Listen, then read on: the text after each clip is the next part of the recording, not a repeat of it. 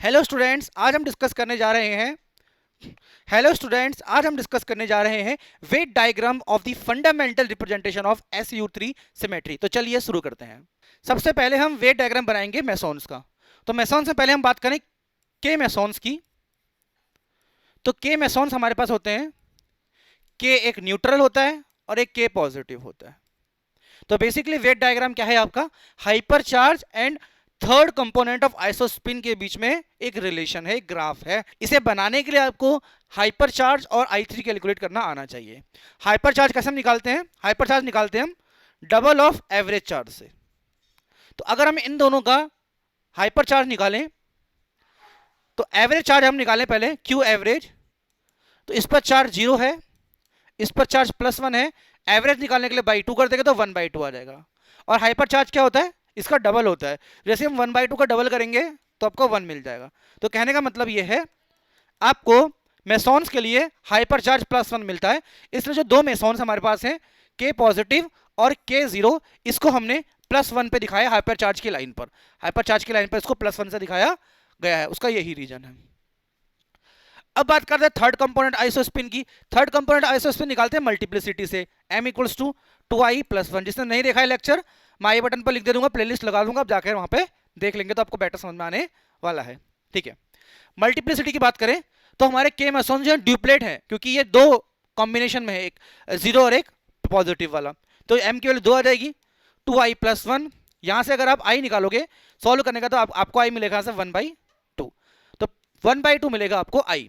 तो आपको आइसोस्पिन का थर्ड कंपोनेंट मिलेगा -1/2 से +1/2 तक की सभी वैल्यूज जो 1 के गैप में हो, जो कि दो ही पॉसिबल है, एक -1/2 एक +1/2। लेक्चर देख लेना आप लोग, समझ में आ जाएगा। ठीक है, तो अगर i की वैल्यू 1/2 है तो आइसोस्पिन का थर्ड कंपोनेंट -1/2 और +1/2 बन जाएगा। मींस इन दोनों में से एक पार्टिकल के लिए तो ये -1/2 होगा और एक पार्टिकल के लिए +1/2 होगा। तो थर्ड कंपोनेंट आइसोस्पिन का इसके लिए -1/2, इसके लिए +1/2। अगर हम सारी इंफॉर्मेशन को नोट कर ले जो हमने कैलकुलेट करी, तो उसके लिए हमारा जो हाइपर चार्ज आया वो +1 आया, और जो इसके लिए हमारा थर्ड कंपोनेंट आया वो आया -1/2, और इसके लिए थर्ड कंपोनेंट आया प्लस का 1/2। अब सेकंड की बात करें, जो हमारा इनके एंटी पार्टिकल्स जो हैं, के 0 का एंटी पार्टिकल्स होता है के बार, और के पॉजिटिव का एंटी पार्टिकल होता है के माइनस। इनका अगर मैं हाइपर चार्ज निकालूं तो हाइपर चार्ज निकालने के लिए डबल ऑफ एवरेज चार्ज करना पड़ेगा। इस पर तो कोई चार्ज है नहीं, न्यूट्रल है, तो ये 0 और ये -1, तो 0 - 1/2 अगर हम कर दें तो हमको यहां से मिलेगा 2 × -1/2। बेसिकली ये -1 आ जाएगा। तो इसलिए आपने जो एंटी पार्टिकल्स के बार है और जो के -1 है, उन्हें माइनस हाइपर चार्ज में दिखाया हुआ है इस तरह से। ये के नॉट का एंटी पार्टिकल और ये के पॉजिटिव का एंटी पार्टिकल के नेगेटिव। इनके लिए अगर हम निकालें आइसोस्पिन का थर्ड कंपोनेंट, तो आइसोस्पिन निकालने के लिए हमें करना पड़ेगा 2i + 1 = m। ड्यूप्लेट ही है तो यहां पर 2 आएगा और यहां से i आ जाएगा 1/2। अगर i 1/2, थर्ड कंपोनेंट आ जाएगा -1/2 से +1/2। इसका हाइपर चार्ज भी क्या है? -1। और इसके लिए जो आपका एक के लिए -1/2, एक के लिए +1/2। अब -1/2 किसके लिए होगा, +1/2 किसके लिए होगा, ध्यान से देखना पड़ेगा। देखो, एंटी पार्टिकल का जस्ट अपोजिट होता है, ध्यान रखना। एंटी पार्टिकल का आइसोस्पिन अपोजिट साइन का होता है। मींस अगर इसका आइसोस्पिन आपका -1/2 है तो बार वाले का +1/2 हो जाएगा, और इसका अगर +1/2 है तो इसका जो एंटी पार्टिकल है पॉजिटिव वाले का नेगेटिव, उसका -1/2 हो जाएगा। तो हम कह सकते हैं कि के नॉट बार जो है, के नॉट बार उसको हमें +1/2 में दिखाना है, और के माइनस बार को हमें -1/2 में दिखाना है, इस तरह से।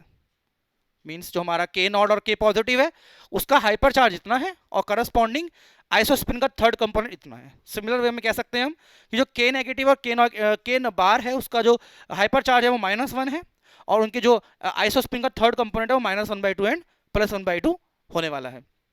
सिंपल सी बात करते हैं पायोन्स की। तो पायोन्स 3 पार्टिकल्स हैं, एक पर -1 चार्ज है, एक पर 0 चार्ज है, एक पर +1 चार्ज है। इनका अगर मैं हाइपर चार्ज निकालूं तो -1 + 0 + 1/2 काट के 0 ही आ जाएगा। तो हाइपर चार्ज है, इसका डबल करोगे कि भाई 0 ही आने वाला है, मींस हाइपर चार्ज आपका 0 हो जाएगा इस केस में। तो दोनों केस में हाइपर चार्ज क्या है, इन तीनों पार्टिकल्स का हाइपर चार्ज क्या है, 0 है। बात करें थर्ड कंपोनेंट की, तो m = हमारे पास होता है 2i + 1। सिंस ये 3 पार्टिकल साथ साथ एडजस्ट करते हैं तो ट्रिपलेट्स बनाते हैं, तो यहाँ m की वैल्यू 3 रख देंगे हम। तो 3 इक्वल्स टू आ जाएगा 2i प्लस 1, तो 2 इक्वल्स टू 2i और i इक्वल्स टू आ जाएगा 1।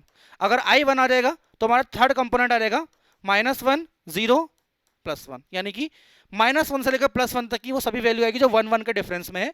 तो एक तो -1 हो जाएगा, +1 के बीच में 0 भी यहाँ पे एग्जिस्ट करेगा। तो कहने का मतलब है जो इसका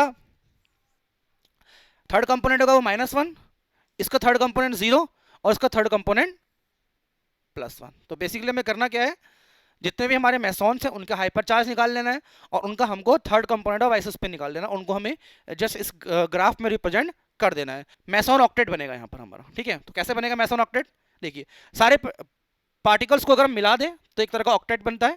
तो इस तरह से हम SU3 का वेट डायग्राम बना सकते हैं। सिमिलर वे में हम बैरियंस के लिए भी कर सकते हैं। ये तो मेसॉन्स के लिए हो गया। अगर बात करें बैरियंस के लिए, तो बैरियंस के लिए स्पिन हाफ है और मेसॉन के लिए स्पिन 0 होती है, ध्यान रखना इनकी स्पिन 0 होती है और बैरियंस की स्पिन हाफ पार्टिकल्स है।